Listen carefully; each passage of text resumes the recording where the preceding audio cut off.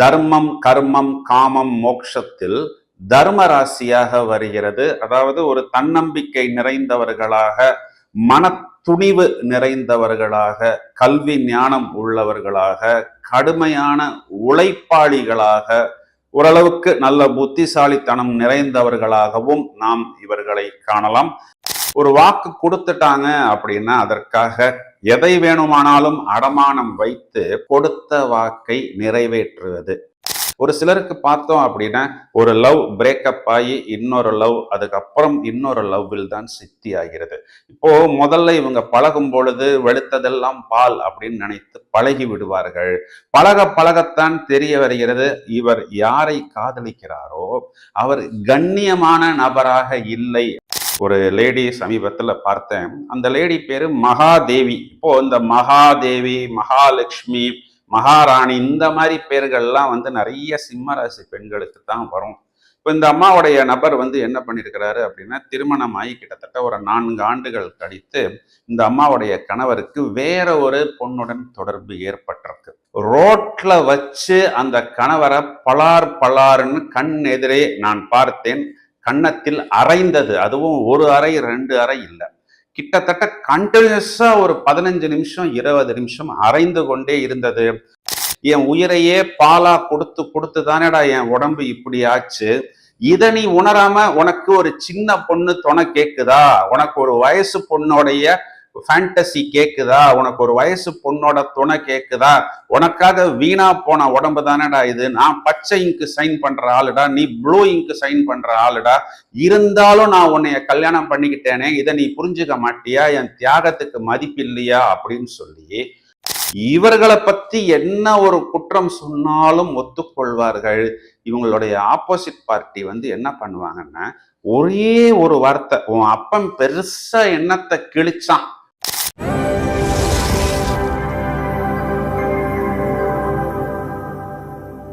Hi friends, இந்த பதிவில் பெண்களின் தன்மை என்ன, ஒவ்வொரு ராசிக்கும் அவர்களுடைய வாழ்க்கை பயணம் எவ்வாறு இருக்கிறது, எந்த மாதிரியான சவால்களை சந்திக்கிறார்கள், காலச்சக்கர பிரகாரம் அவர்களுடைய குடும்பம், தனம், வாக்கு எவ்வாறு இருக்கிறது என்பதை மிகவும் விவரமாக பார்த்து கொண்டிருக்கிறோம்.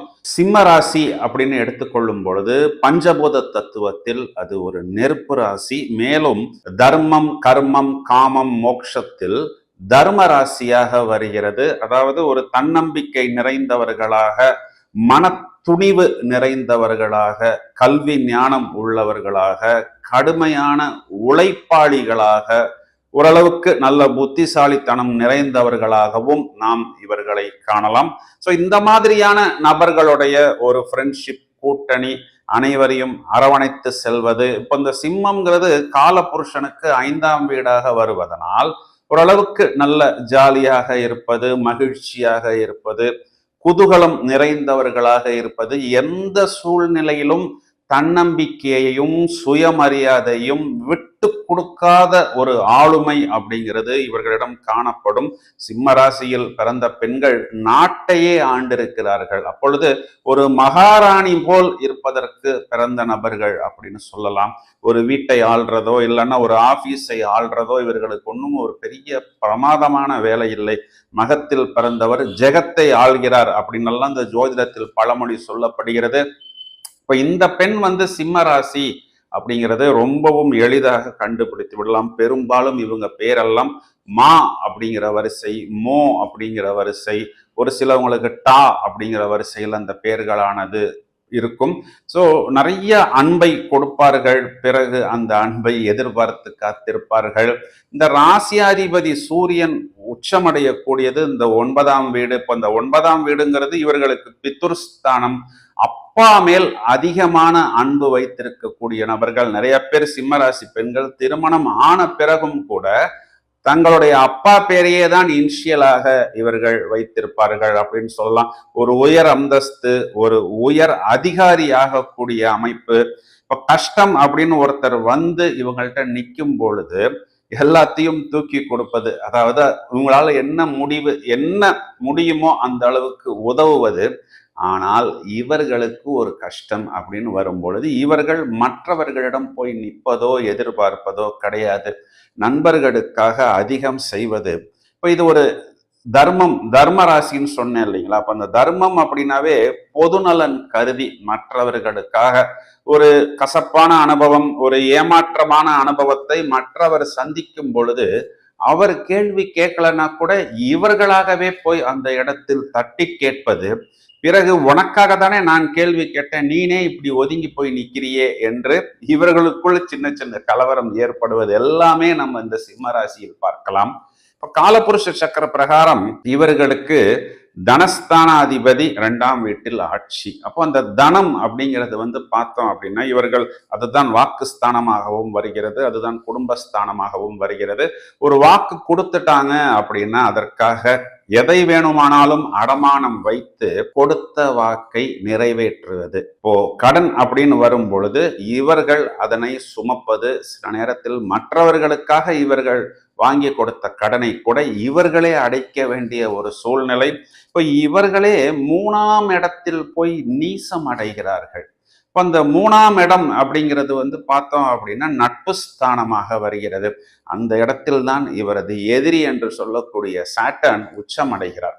அப்போ இவர்களாகவே தூக்கி கொடுப்பது, பிறகு நமக்கு வரவில்லையே என்று ஏங்குவது, சில நேரத்தில் கோபப்படுவது. சிம்மராசி ராசியாதிபதி சூரியன் அப்படின்னா டக்குன்னு கோபம் வரும். ஆனா அந்த கோபம் அப்படிங்கிறது ஒரு நியாயமான நேர்மையான கோபமாகத்தான் இருக்கும். மற்றவர்கள் தட்டி கேட்ப யோசிக்கக்கூடிய நேரத்தில் இவர்கள் போய் அந்த காரியத்தையே முடித்து விட்டு வந்து விடுவார்கள். இது எப்படிங்கிறத நான் சொல்கிறேன். இவர்களுக்கு 4ஆம் வீடு அப்படின்னு சொல்லக்கூடியது வீடு, வாகனம், மனை, மாத்துர் ஸ்தானம். அப்போ இந்த வாகனங்கள், வீடு எல்லாமே இவர்கள் செகண்ட் ஹேண்டாக எடுக்கும் பொழுது பெருசாக சோபிப்பதில்லை. ஏன்னா இவர்களுடைய 4ஆம் வீடு காலபுருஷனுக்கு 8ஆம் வீடாக வருகிறது, மறைவு ஸ்தானமாக வருகிறது. இப்போ முடிஞ்ச வரைக்கும் இவங்க எல்லாமே அந்த நியூ வெஹிக்கிள்ஸ், புது வீடு இந்த மாதிரி வாங்கி கொள்வது தான் புத்திசாலித்தனம். 4ஆம் இடத்தில் சந்திரன் நீசம். அப்போ தாயின் உடல்நிலை அதிகம் பாதிக்கப்படுவது பொதுவாகவே இந்த சிம்மராசி பெண்களுக்கு உண்டு. அதற்குண்டான வைத்திய செலவுகளுமே இவர்களுக்கு பின்னாளில் ஏற்படுகிறது. இவர்களுக்கு 7ஆம் வீடுன்னு சொல்லக்கூடிய களத்திரம் பார்த்தோம் அப்படின்னா அது சனியோடைய வீடாக இருக்கிறது. நிறைய இடங்கள்ல இந்த சனி பகவான் என்ன பண்றாருன்னா இவங்களுக்கு ஒரு முரண்பாடான திருமணத்தை செய்து வைத்து விடுகிறார்.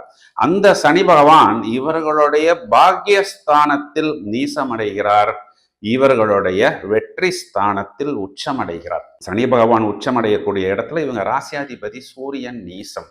இப்போ ஒரு முரண்பாடான திருமணம் அப்படின்னு நம்ம எடுத்துக்கிட்டோம் அப்படின்னா இவர்களை விட சில நேரத்தில் வயது குறைவான நபர்களா இருக்கலாம், இல்லைன்னா இவங்களை விட வயசு ரொம்பவும் ஜாஸ்தியான நபரா இருக்கலாம். இவங்களை விட கல்வி தகுதி அல்லது சில நேரத்துல சம்பளம் இது போன்ற விஷயங்கள் குறைவாக இருக்கக்கூடிய நபர்களை கூட இவர்கள் திருமணம் செய்ய வேண்டிய ஒரு சூழ்நிலை என்பது ஏற்படுகிறது. ஒரு சிலருக்கு பார்த்தோம் அப்படின்னா ஒரு லவ் பிரேக்கப் ஆகி இன்னொரு லவ், அதுக்கப்புறம் இன்னொரு லவ்வில் தான் சித்தி ஆகிறது.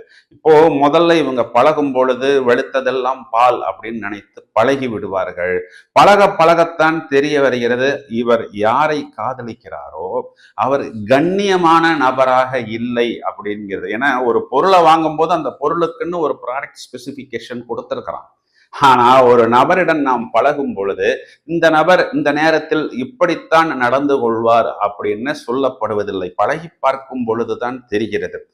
பழக அந்த இவர் யாரை காதலிக்கிறாரோ அந்த நபருடைய ஆக்டிவிட்டி இவர்களுக்கு பிடிக்கல அப்படிங்கும் பொழுது இவர்கள் தங்களது லைஃப் பார்ட்னரை அல்லது லவ்வரை மாற்ற வேண்டிய ஒரு சூழ்நிலை ஏற்படும். இதனால இவங்க வீட்டில் குறிப்பா இவங்க அம்மா கூட பெரிய சண்டை, பெரிய வாக்குவாதம் ஏற்பட்டு சில பேர் இந்த லவ் மேரேஜ்ல போய் மாட்டிக்கொள்கிறார்கள். சில பேர் என்ன பண்றாங்க அப்படின்னா வேற வழி இல்லாமல் வீட்டில் பார்க்கக்கூடிய நபரை திருமணம் செய்து கொள்கிறார்கள். ஆனா பிராக்டிக்கலா என்ன நடக்குது அப்படின்னா நிறைய பேருக்கு இந்த திருமண வாழ்க்கை பெரிதாக சிம்ம ராசியில் இருக்கக்கூடிய நபர்களுக்கு சோபிப்பதில்லை. ஒரு லேடி சமீபத்துல பார்த்தேன், அந்த லேடி பேரு மகாதேவி. இப்போ இந்த மகாதேவி, மகாலட்சுமி, மகாராணி இந்த மாதிரி பேர்கள்லாம் நிறைய சிம்ம ராசி பெண்களுக்கு தான் வரும். இப்போ இந்த அம்மாவுடைய நபர் வந்து என்ன பண்ணியிருக்கிறாரு அப்படின்னா, திருமணமாகி கிட்டத்தட்ட ஒரு 4 ஆண்டுகள் கழித்து இந்த அம்மாவுடைய கணவருக்கு வேற ஒரு பொண்ணுடன் தொடர்பு ஏற்பட்டிருக்கு. இப்போ வேற ஒரு ராசி பொண்ணா இருந்தா என்ன பண்ணோம், ஏங்க பாருங்க இதனால நம்ம குடும்பம் பாதிக்கப்படுங்க, நீங்க கொஞ்சம் அப்படியே அந்த பொண்ணை மறந்துடுங்க, சேர்ந்து வாழுங்க அப்படின்னு கெஞ்சி கொஞ்சி கூத்தாடி ஏதோ ஒரு விஷயத்த மூவ் பண்ணோம். ஆனா இந்த சிம்ம ராசி பெண் என்ன பண்ணுச்சு அப்படின்னா, ரோட்ல வச்சு அந்த கணவரை பலார் பலார்னு கண் எதிரே நான் பார்த்தேன். கன்னத்தில் அரைந்தது. அதுவும் ஒரு அறை 2 அறை இல்லை, கிட்டத்தட்ட கண்டினியூஸா ஒரு 15 நிமிஷம் 20 நிமிஷம் அரைந்து கொண்டே இருந்தது. 4 பேர் நம்மளை பார்க்கறாங்களே அப்படின்னு எல்லாம் யோசிக்காம, ஏய் உன்னை நம்பி தானடா நான் கல்யாணம் பண்ணிக்கிட்டேன், உனக்காக தானடா குழந்தை பெற்றுக்கிட்டேன், நம்ம குழந்தைக்கு நான் ரத்தத்தையே என் உயிரையே பாலா கொடுத்து கொடுத்து தானடா என் உடம்பு இப்படி ஆச்சு. இதை நீ உணராம உனக்கு ஒரு சின்ன பொண்ணு துணை கேக்குதா, உனக்கு ஒரு வயசு பொண்ணோடைய ஃபேண்டசி கேக்குதா, உனக்கு ஒரு வயசு பொண்ணோட துணை கேக்குதா, உனக்காக வீணா போன உடம்பு தானடா இது, நான் பச்சை இங்கு சைன் பண்ற ஆளுடா, நீ ப்ளூ இங்கு சைன் பண்ற ஆளுடா, இருந்தாலும் நான் உன்னைய கல்யாணம் பண்ணிக்கிட்டேனே, இதை நீ புரிஞ்சுக்க மாட்டியா, என் தியாகத்துக்கு மதிப்பு இல்லையா அப்படின்னு சொல்லி பலார் பலார் என்று அறைவிட்டு கொண்டு, பிறகு அந்த நபர் அழுகவில்லை, அடி வாங்கின நபர் அழுகவில்லை. இந்த பெண் ஒரு ஓரத்தில் அமர்ந்து அழுவதை கண்ணால் பார்த்தேன். இதை எதுக்கு நான் சொல்றேன் அப்படின்னா, ஒரு தவறு என்று வரும் பொழுது முதலில் அதனை தட்டி கேட்கக்கூடிய நபர்கள் இந்த சிம்மராசி பெண் தான். இந்த சூரியன் அப்படிங்கிறது இவர்களுக்கு 9ஆம் இடத்தில் உச்சமடைகிறது. மாமனாரையும் குறிகாட்டக்கூடியது இந்த சூரியன் என்ற கிரகம்தான். ஸோ அப்பாவுக்கு மதிப்பு கொடுப்பது, அதே மதிப்பை மாமனாருக்கு கொடுக்கக்கூடிய பெண்ணும் இவராகத்தான் நாம் பார்க்க முடியும். ஓரளவுக்கு கொஞ்சம் வேகமா, கொஞ்சம் துடுக்காக, கொஞ்சம் மிடுக்காக, கம்பீரமாக இவர்கள் செயல்படுவது நிறைய இடங்கள்ல பார்த்தோம் அப்படின்னா, புகுந்த வீட்டுல குறிப்பா இவர்களுடைய இன்லாஸிடம் பிடிப்பதில்லை. இவங்க ஏதாவது ஒரு இடத்துல கொஞ்சம் கோபப்படும் போது, கொஞ்சம் ட்ரிகர் ஆகும் பொழுது இவங்களை மேலும் மேலும் மேலும் உசுப்பி விட்டு, பாத்தியா இந்த பொண்ணு எப்படி கோபப்படுது, இதெல்லாம் குடும்பத்துக்கு லாயக்கு இல்லை, இதெல்லாம் பஜாரி அப்படிங்கிற ஒரு பட்டத்தை கட்டி விடுகிறார்கள். அதற்கு பின் இந்த பெண்ணுக்குள் இருக்கக்கூடிய அந்த குழந்தை மனம் அப்படிங்கிறது நிறைய பேருக்கு புரிவதில்லை. இதற்காக இவர்களும் வருத்தப்படுவதில்லை. முடிந்தவரை அந்த குடும்பத்தை இவர்கள் பாசிட்டிவாக எடுத்து செல்ல வேண்டும் என்றுதான் நினைக்கிறார்கள். ஆனா என்ன பண்ணிடுறாங்க அப்படின்னா, இவர்களை பத்தி என்ன ஒரு குற்றம் சொன்னாலும் ஒத்துக்கொள்வார்கள்.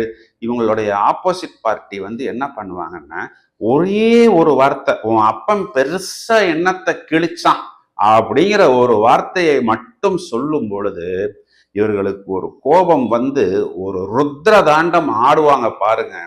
அந்த நேரத்தில் நமக்கு என்ன பின்விளைவுகள் வந்தாலும் சரி பார்த்து கொள்ளலாம் அப்படின்னு சொல்லி குழந்தைய கூட்டிட்டு போய் இவர்களால் முடிந்தவரை ஒரு சின்ன வீட்டு வேலை செஞ்சாவது, இல்லை ஏதாவது ஒரு டிஃபன் கடை வைத்தாவது அந்த குழந்தையை இவர்கள் பார்த்து கொள்வார்கள்.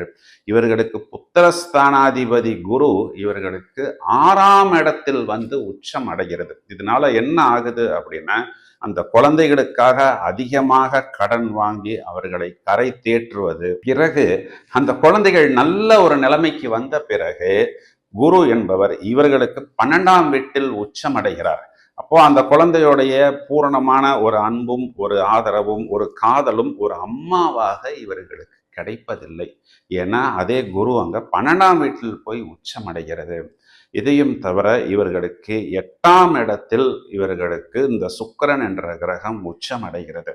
இப்போ இவர்கள் வேலை செய்யக்கூடிய இடத்திலும், ஏன்னா 10ஆம் அதிபதி 8ஆம் வீட்டுக்கு வருவதனால் இவங்க ஓரளவுக்கு ரொம்பவும் ஸ்மார்ட்டா கம்பீரமா இருக்கிறதுனால நிறைய சக தொழிலாளர்களாலும் இவர்களுக்கு ஒரு விதமான ஒரு இல் ட்ரீட்மெண்ட், ஒரு அவமானம் அப்படிங்கிறது ஏற்பட்டாலும் அதையெல்லாம் பற்றி இவர்கள் பெரிதாக கவலைப்படுவதில்லை.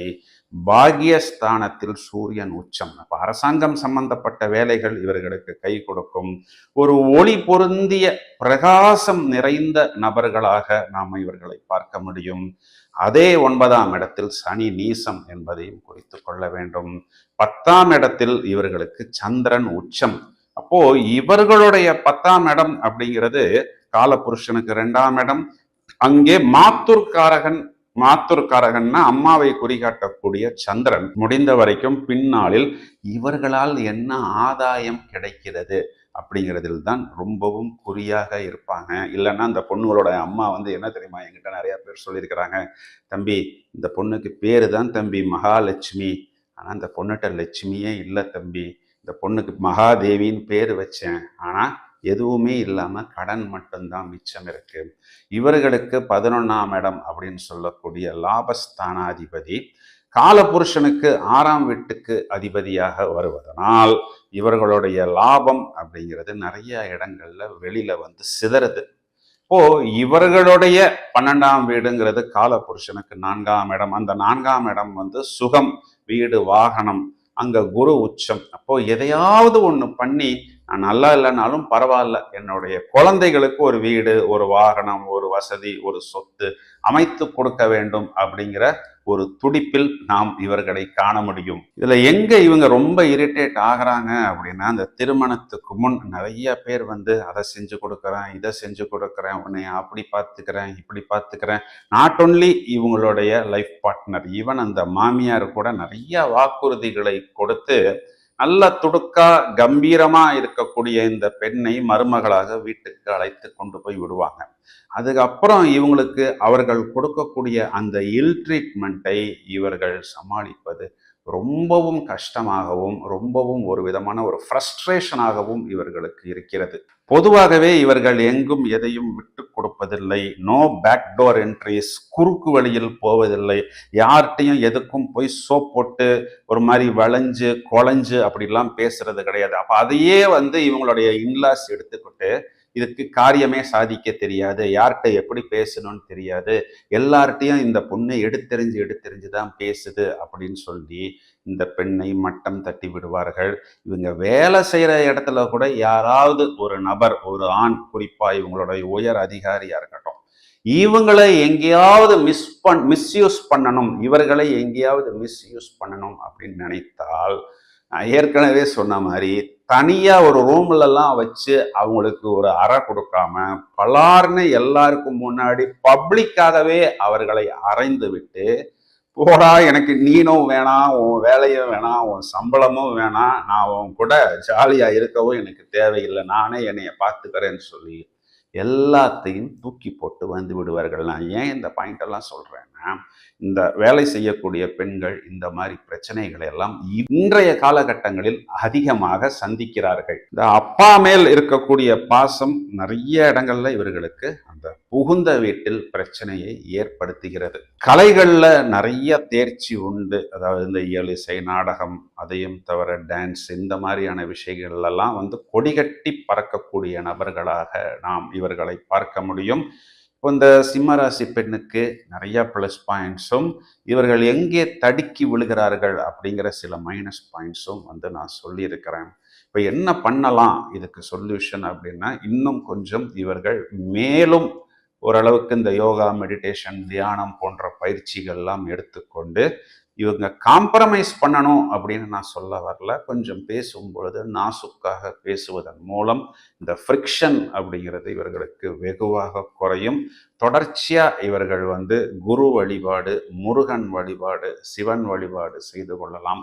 மஞ்சள் புஷ்பராகம் அப்படிங்கிற ஒரு மோதிரத்தை இவர்கள் அணிவதன் மூலம் இவர்களுக்கு அந்த குழந்தைகள் சம்பந்தப்பட்ட விஷயம், தனம் சம்பந்தப்பட்ட விஷயம், அதையும் தவிர வருமானம் சம்பந்தப்பட்ட விஷயம் எல்லாம் இவர்களுக்கு மேலும் மேலும் அதிகரிக்கும் அப்படிங்கிறது தான் நிதர்சனமான உண்மை. இந்த சிம்ம பெண்ணை தான் பொதுவாகவே சிங்கப்பெண் என்று அழைக்கப்படுவதுண்டு.